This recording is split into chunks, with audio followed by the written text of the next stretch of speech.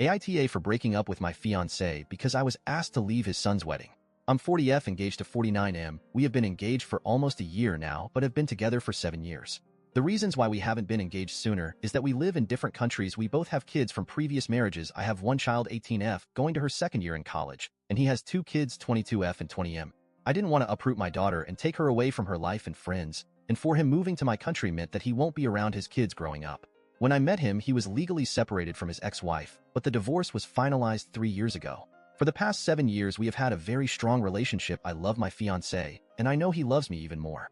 We would visit regularly, and he usually stayed for extended periods over the summer. He has been my best friend for the last 7 years. Last year, my daughter decided to go to college in a European country. His daughter got engaged and moved to a different state, and his son, while still living with him, proposed to his GF and planned their wedding to be this summer.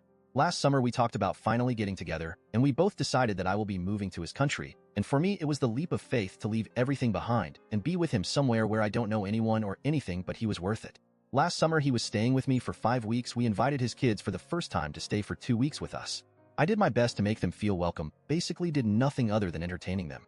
There were few things didn't set well with me, but I didn't share with my fiancé. His DL had made some few rude comments. She came across as a controlling person, and the son was a bit of a pushover, but it wasn't any of my business anyway.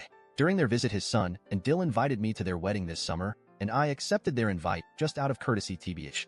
Between then and now, I have asked my fiancé multiple times to confirm the invitation with the bride and groom, and I told him that there are no reasons for them to feel obligated to invite me, as I understand that it can be awkward for other family members, especially the ex-wife. For the time of the wedding, I flew to meet my fiancé. The wedding was in the bride's home state, so we booked a hotel near the venue. On the day of the wedding, I was so nervous about the reception, showing up to an event where I know no one other than my fiancé's close friend. I understood that my fiancé, as the father of the groom, will have responsibilities that would probably keep him busy. After the ceremony, we went to the reception. I was seated on the same table as my fiancé's friend. I haven't left the table, as it was discussed beforehand between myself and my fiancé that any introductions to the extended family will be arranged after the wedding as a separate occasion. It had started to catch my attention that my fiancé was having a conversation with his ex-wife on the side. Then his son and Dill joined the conversation for a couple of minutes before returning to their table. My fiancé came to me asking to talk outside, where he said that emotions are running high and people are just stressed, and he thinks it's wiser if I got back to the hotel. I didn't understand at first. I even asked why he decided that we should leave this early, and he said that his friend is driving me back and he will follow after a while. And that's when I actually realized I was being asked to leave. He said that the bride thinks my presence is taking a lot of attention, and his ex-wife, who knew I was invited, suddenly felt she can't handle me attending her son's wedding. I asked, what did I do wrong? I haven't even left the table where I was seated. I wasn't arguing with him wanting to stay at the wedding, because at this point there was nothing that would make me go back inside. I just wanted to understand. My fiancé was actually in tears at this point, asking me to understand the difficult situation he is in, and I told him to go back inside as I was disgusted looking at him.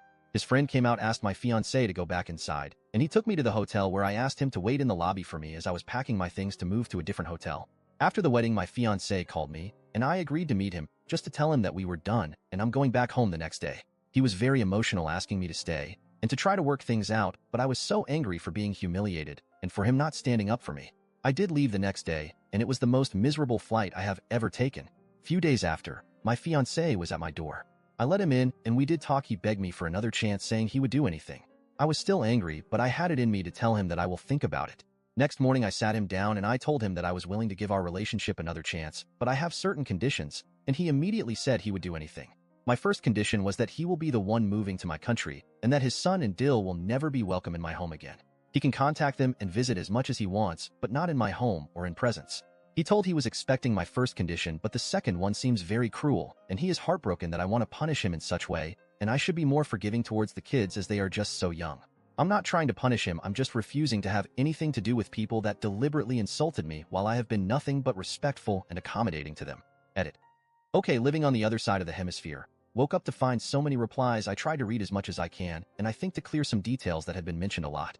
First of all, although I'm not in a good place with my fiancé, now I don't think he is that horrible person everyone is making him out to be. The support feels good though.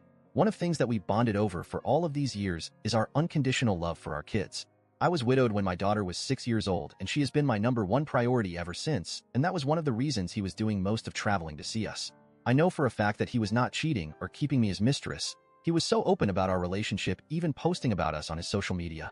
The reason to why the divorce was delayed for years, even after separation, was to my understanding had to do with keeping the ex-wife on his medical insurance, as she was having a series of surgical procedures.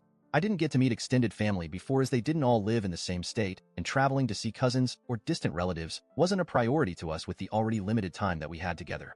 There was one smart observation in the replies that I have read, and maybe it was an important detail to explain why I stood out in the wedding. I'm of a different ethnicity than most, if not all, of the people that was in the wedding. The ex-wife, the son, and the dill are very religious, and I'm not even Christian, and I know they had a problem with my fiancé marrying non-Christian.